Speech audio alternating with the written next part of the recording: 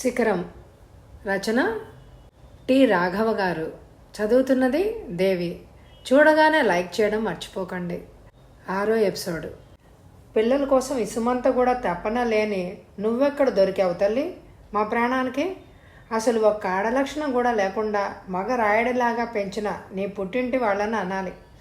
ఈసారి నీతో సుబ్రహ్మణ్య షష్ఠి నాడు ఉగ్రషష్ఠి చేయిస్తే వరుసగా పుట్టుకొస్తారు. ఏవో కథలు చెప్పి చెవిలో పువ్వులు పెట్టొద్దు.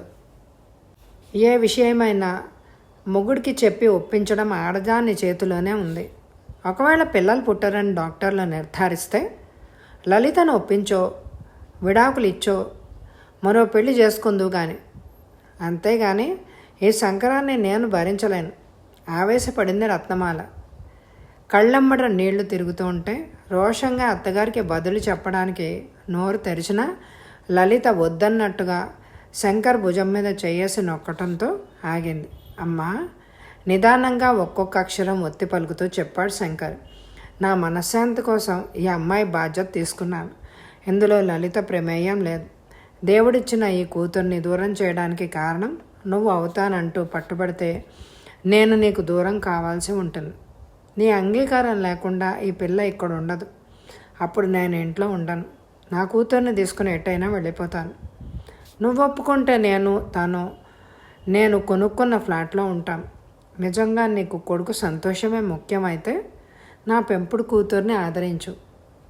కొద్ది రోజులు పోయాక నేను చేసినది మంచి పని అని నువ్వు ఒప్పుకుంటావు ఖచ్చితంగా చెప్పాడు. అంటే చండాలాన్ని నేను ఒప్పుకోవాలా? చర్రున లేచిన రత్నమాల ఆవిడకున్న హై బీపీతో తల గిర్రున తిరగడంతో కూలపడింది. భార్యను పట్టుకుని కంట్రోల్ చేసుకో రత్న, అన్నిటికంటే నీ ఆరోగ్యం ముఖ్యం నాకు అంటూ గదిలోకి తీసుకెళ్లి పడుకోబెట్టారు రామయ్య గారు. మొహామొహాలు చూసుకున్నారు లలిత శంకర్లు. చాలాసేపటి వరకు తల్లి సన్నగా ఏడుస్తూ పడుతున్న శాపనార్థాలు శంకర్ చెవిలో దూరుతున్నాయి. ఆ రాత్రంతా అభోజనంగానే పడుకున్నారు. తెల్లవారింది. రత్నమాల తప్ప మిగిలిన వాళ్ళందరూ యాంత్రికంగా లేచి పనుల్లో పడ్డారు. ఎంత బ్రతిమిలాడినా రత్నమాల మెతుకు ముట్టలేదు. ఎవరితోటి మాట్లాడలేదు. గదిలోంచి బయటికి కూడా రాలేదు. టాబ్లెట్స్ వేసుకోవాలంటే తిండి తినాలి. ఒకటే వాక్యం, ఆ పిల్లని పంపించేయండి. ఆమె వెళ్ళిపోయాక నేను గంగ మింగేది అంటూ హఠం వేసుకుంటూ కూర్చుంది. బ్రతిమాలి విసిగిపోయారు రామయ్య గారు. చివరి ఆయుధంగా, సరే రత్న, నువ్వు మింగదలుచుకొని గంగ నాకు అక్కర్లేదు. నీతో పాటు నేను ఉపవాసం ఉంటాను. నేను హార్ట్ పేషెంట్ని, నీకు తెలుసు. నా గుండె కాస్త ఆగిపోతే నిన్ను ఇలా ఇబ్బంది పెట్టేవారు ఉండరు. నీ ఇష్టం వచ్చినట్టు నువ్వు ఉండొచ్చు. నీకు అదే ఉపశమనం కలిగిస్తుందంటే నాకు ఓకే అన్నారు. ఎంత ఘర్షణ పడ్డా భర్తకి హాని కలుగుతుందంటే భరించలేదు రత్నమాల. భర్త పట్ల ఆమెకున్న ఆరాధనే చాలా విషయాల్లో ఆవిడని అదుపు చేసి ఒక కాపు కాస్తుంది. ఈసారి కూడా అదే జరిగింది. మాట్లాడకుండా లేచొచ్చి భోంచేసింది రత్నమాల. సాయంత్రం భార్యను గుడికి తీసుకెళ్లారు రామయ్య గారు. దర్శనం అయ్యాక మెట్ల మీద కూర్చున్నారు. రామయ్య గారి భుజం మీద తల అంచుకొని బోరున ఏడ్చింది ఆవిడ. వాడు మన పెద్ద కొడుకండి. అందరూ పెద్దవాళ్ళు మీ ఎదురుగా ఉండి ఇలాంటి సంక్రానికి ఎలా ఒప్పుకున్నారు అని మొహం మీద ఉమ్మేస్తారు అంది వెక్కుతూ. కాలం మారుతోంది రత్న. మార్పులకి తలవంచక తప్పదు. ముందు ఎలా ఊహించుకుంటామో ఇంకా చెప్పలేం అంటూ రకరకాల ఉదాహరణలు ఇస్తూ రామయ్య గారు చాలాసేపు నచ్చజెప్పాక, శంకర్ మీనాని ఇంట్లో ఉంచుకోవచ్చు కానీ దత్తత చేసుకోకూడదు. ఎవరో తెలిసిన వాళ్ళ పిల్లని చదివిస్తున్నాడని తాను రాజీ పడుతుంది అని కండిషన్ పెట్టింది. అదే మాట కొడుకుతో చెప్పారు రామయ్య గారు. శంకర్, మీ అమ్మ మొండితనం నీకు తెలుసు. 2 రోజులకే బీపీ షుగర్ లెవెల్లు పెరిగిపోయాయి. మీ అమ్మ ఆరోగ్యం కోసం నువ్వు ఆమె కండిషన్కి ఒప్పుకోవాలి. ఆవిడ కండిషన్ ఏంటి? శంకర్ గొంతులో అసహనం. దత్తత అన్న మాటని వదిలేయి నాన్న. అమ్మకి ఇష్టం లేకపోతే నేనే ఇంట్లోంచి వెళ్ళిపోతాను. మీనాని వెనక్కి పంపితే వాళ్ళ నాన్న చేతిలో పడ్డ ఆడపిల్ల జీవితం నాశనం అయిపోతుంది. సో ఆమెని పంపే ప్రసక్తే లేదు. అమ్మ తృప్తి కోసం ఆడపిల్ల జీవితం బలిపెట్టలేను ఖచ్చితంగా చెప్పేశాడు శంకర్. చెప్పడమే కాదు, తమ సామాన్లు సర్దేసుకోవడం మొదలుపెట్టారు.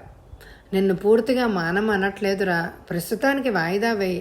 ఆ అమ్మాయికి నీ ఇంట్లో భద్రత, కోరుకున్న విద్య, నీ ప్రేమ అన్నీ ఇవ్వు. ఒక్క నీ ఇంటి పేరు తప్ప. కొన్నాళ్ళు పోయాక చూద్దాం. మా మాట లెక్కలేదనుకుంటే నీ ఇష్టం, నిష్ఠూరంగా అన్నారు రామయ్య గారు. తండ్రి కూడా పరుషంగా అనేసరికి ఒప్పుకోక తప్పలేదు శంకర్కి. ఆ మర్నాడు శంకర్ లలితని, మీనాని తీసుకొని తన ఫ్లాట్లోకి మారిపోయాడు. కొత్త ఇంట్లో కొత్త మనుషుల మధ్య నెమ్మదిగా అలవాటు పడుతోంది మీనా. తన కండిషన్కి కొడుకు ఒప్పుకోవడం ఆనందం కలిగించినా అతడు ఇల్లు వదిలి వెళ్ళిపోయేసరికి కుంగిపోయింది రత్నమాల. మనోవ్యధతో ఆరోగ్యం పాడు చేసుకుంది. లలిత తమ్ముడి గృహప్రవేశం ఇన్విటేషన్ వచ్చింది. పనుల ఒత్తిడిలో స్వయంగా రాలేకపోతున్నందుకు బావగారికి ఫోన్లో క్షమార్పణలు చెప్పాడు బావమర్ది. లలిత శంకర్లు తర్జన భర్జనలు పడ్డారు. అక్కడ మీ వాళ్ళు ఏం రాద్ధాంతం చేస్తారో శంకర్ సందేహం. ఏదైనా ఎదుర్కోక తప్పదు. ఎన్నాళ్ళని దాచిపెడతాం? లలిత వేదాంతం. కరెక్టే, ఎప్పుడో కానీ నువ్వు పుట్టింటికి వెళ్ళవు. 4 రోజులు నీ వాళ్ల మధ్య సరదాగా గడపక? ఆర్దోక్తిగా ఆపేశాడు శంకర్. పక్కుమని నవ్వింది లలిత. 12 ఏళ్ల క్రితం మీనా జనకుడు ఇలానే అని కూతురును వదిలించుకున్నాడు.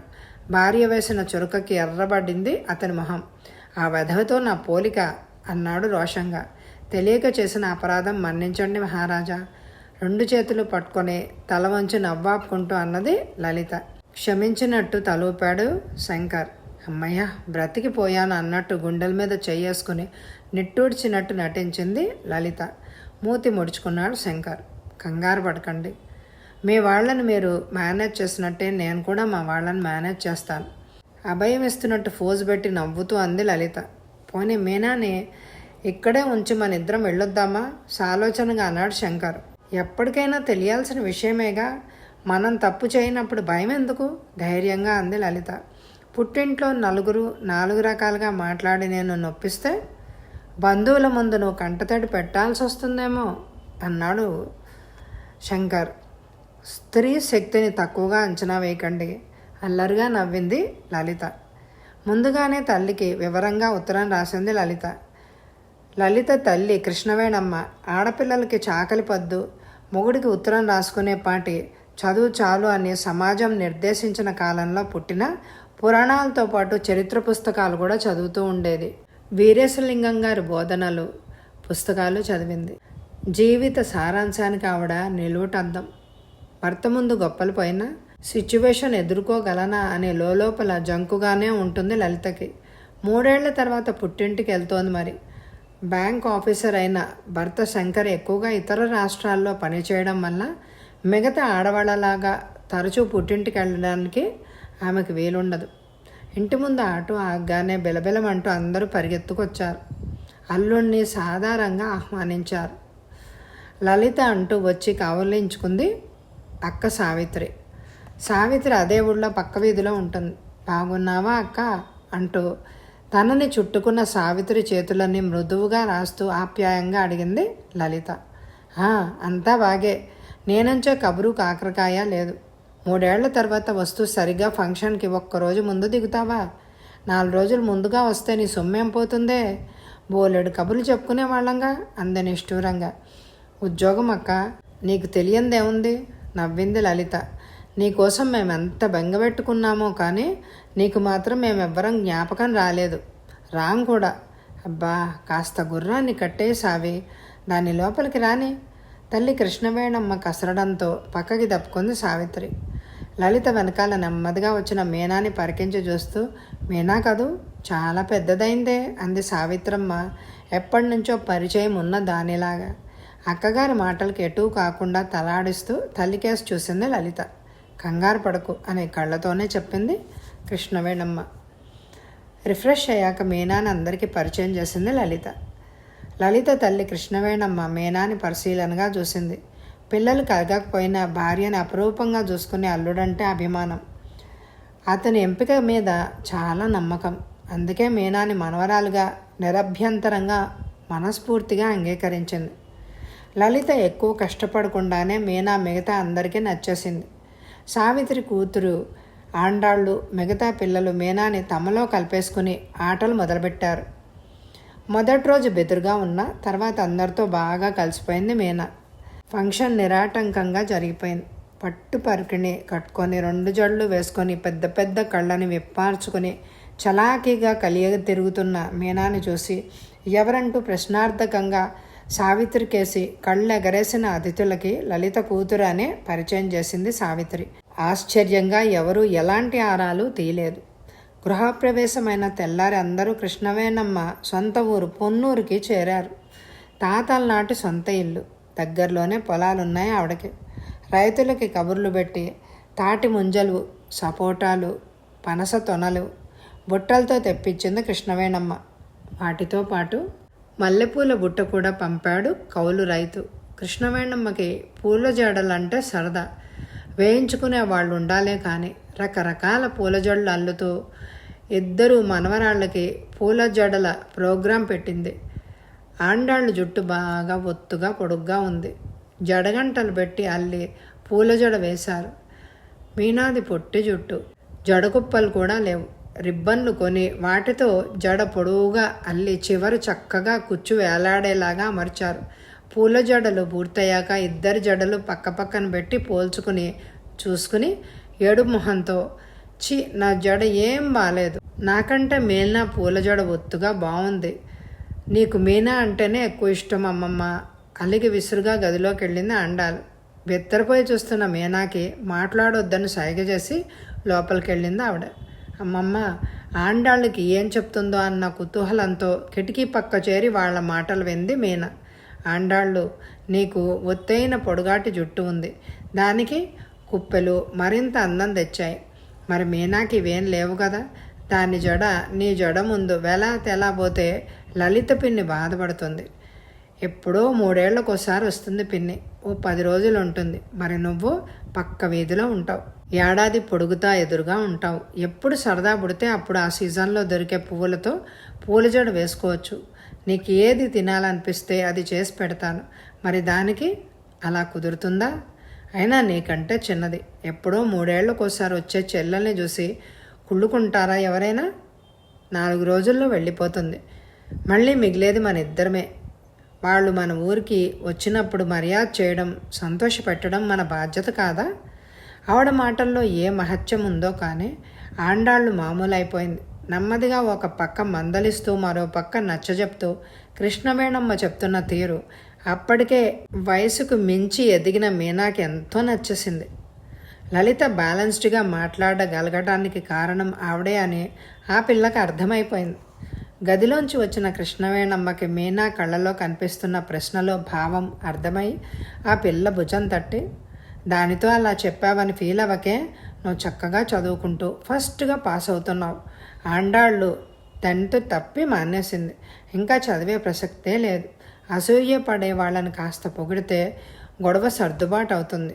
నీకు మంచి తల్లిదండ్రులుగా ఇచ్చాడు దేవుడు, మిగతావన్నీ దాని ముందు దిగదోడిపే అనేసి వంటిట్లోకి వెళ్ళిపోయింది. ఆశ్చర్యంగా ఆవిడ మాటలు మీనాకు కూడా ఊరట కలిగించాయి. వెనకే బయటకొచ్చిన ఆండాళ్ళు వయ్యారంగా జడని అటూ ఇటూ ఊపుకుంటూ ఇల్లంతా 4 సార్లు తిరిగినా మీనాకి ఎలాంటి ఫీలింగు కలగలేదు. కృష్ణవేణమ్మలో మీనాకి నచ్చిన విశేషం మరొకటి ఉంది. పొద్దున్నే 8 గంటలకల్లా పిల్లలంతా స్నానం చేసి వెనక వరండాలోకి వచ్చేయాలి. అప్పటికే ఆవిడ పూజ ముగుస్తుంది. దేవుడికి నైవేద్యం పెట్టిన అరటిపండు ముక్కల్లో అటుకులో బెల్లం ముక్కో పిల్లలకి తలా కొంచెం పెడుతుంది. ఆ తర్వాత ఒక పెద్ద కంచం ఘటోత్కచుడు కూడా అందులో భోంచేస్తే అతగాడి కడుపు నిండిపోతుంది. పెద్ద గిన్నెలోంచి చల్లన్నం అందులోకి వంపి జాడీలోంచి మాగాయో నిమ్మకాయో తీసి అన్నంలో కలిపి గిన్నె నేతిలో సంప్రోక్షించి పిల్లలని కంచం చుట్టూ కూర్చోబెట్టి ముద్దలు చేసి పెడుతుంది. ఆ అన్నం ఎంత రుచిగా ఉంటుందో లొట్టలు వేసే పిల్లల నోళ్ళు చెప్తాయి. బుద్ధిగా చద్దన్నం బ్రేక్ఫాస్ట్ తినేసి ఆడుకోవడానికి వెళ్ళిపోతారు పిల్లలు. పెద్దవాళ్ళకి హోటల్ ఇడ్లీలు బ్రేక్ఫాస్ట్. ఆ తర్వాత వంట మొదలు పెడుతుంది. 1 గంట అవుతుంటే ముందు మగవాళ్ళ భోజనాలు. తలుపు చాటున నిల్చుని కోడలతో వడ్డం చేస్తుంది. తర్వాత పిల్లలు, ఆడవాళ్ళు అంతా అయ్యేసరికి 2 దాటుతుంది. వంటింటి గడప మీద దిండు వేసుకుని 1 గంట కునుకులు తీస్తుంది. మళ్ళీ 4 అయ్యేసరికి కాఫీలు. సాయంత్రం వంట. అమ్మమ్మకి అసలు అలసట అనే పదం ఉందా అని తెలుసా అని అనిపిస్తుంది మీనాకి. మొన్నాడు బ్రేక్ఫాస్ట్ అయ్యాక ఆవిడతో పాటు వంటిట్లోకి నడిచింది మీనా. ఎందుకు వచ్చినట్టు అన్నట్టు చూసిన ఆవిడతో, మీరొక్కరే శ్రమ పడుతున్నారు అమ్మమ్మ గారు, మీకు సాయం చేద్దామని నసిగింది. భళ్ళున నవ్వింది కృష్ణవేణమ్మ. ఏం సాయం చేస్తామంది. కూరలు తరిగిస్తా. మీరు రోజు భోజనం చేసే బాదమాకుల విస్తరాకులు ఏ రోజుకు ఆ రోజు ఫ్రెష్గా కుట్టుకుంటారు కదా, అది నేను కుట్టిచ్చేస్తాను. ఇద్దరు కూతుళ్ళు కోడళ్ళు మీనా కంటే వయసులో పెద్దవాళ్ళైనా మనవరాళ్ళ ఆండాళ్ళు వీళ్ళెవ్వరికీ తను పడుతున్నది శ్రమలా అనిపించలేదు. పైగా ఎక్కువ తక్కువలంటూ వంతులకి పోయి దెబ్బలాడుకుంటున్నారు. అమ్మ తమకి చేసి పెట్టడం కోసమే ఉందని డిక్లేర్ చేస్తారు. ఈ పిల్లకి తన కూతురు పెంపుడు కూతురికి తనకి సహాయం చెయ్యాలి అన్న ఆలోచన వచ్చింది. నాకే సాయం అక్కర్లేదు, వెళ్ళి ఆడుకో అంది పులుసులో తాలింపు పెడుతూ. మీనాకి ఎందుకో కృష్ణవేణమ్మ చాలా ఆత్మీయురాల్లా కనిపిస్తోంది. ఆ భావం రత్నమాల దగ్గర ఎప్పుడూ కలగలేదు. పైగా ఆవిడ ఉన్న రూమ్లో నిలబడటానికే తనకి వణుకు పుడుతుంది. ఆవిడ చూపు తనని ఆమెడ దూరంలో ఉంచేస్తుంది. 4 రోజులు 4 క్షణాల్లా గడిచిపోయాయి. మీనా అలా అందరితో కలిసిపోవడం శంకర్కి లలితకి సంతోషం కలిగించింది.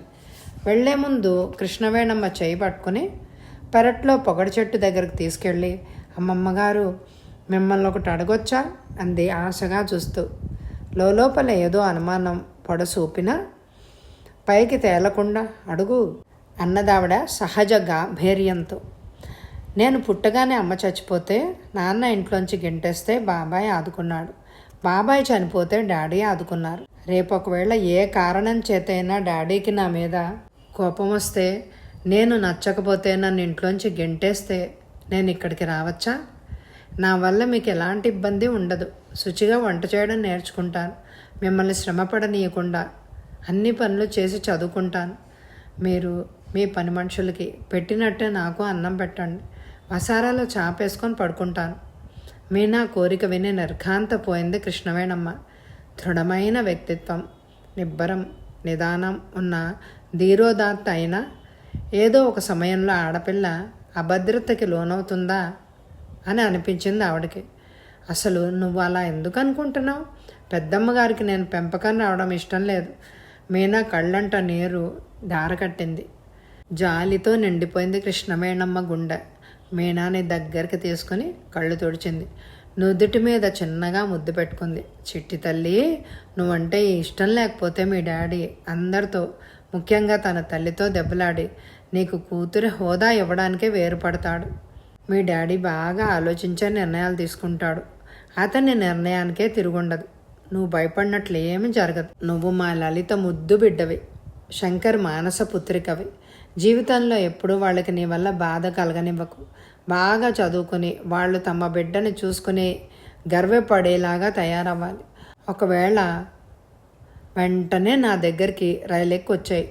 నాకు 3వ కూతురు అవదు గాని నవ్వింది కృష్ణవేణమ్మ. తను యథాలాపంగా ఇచ్చిన మాట భవిష్యత్తులో నిజం అవుతుందని తెలియదు ఆవిడకి. రాలిన 2 పొగడపూలు తీసి ఆవిడ పాదాల మీద ఉంచి నమస్కారం చేసి తుర్రుమని పరిగెత్తింది మీనా. ఆ తర్వాత కృష్ణవేణమ్మ దగ్గర నుంచి మీనాకి నెలకో ఉత్తరం వస్తోంది.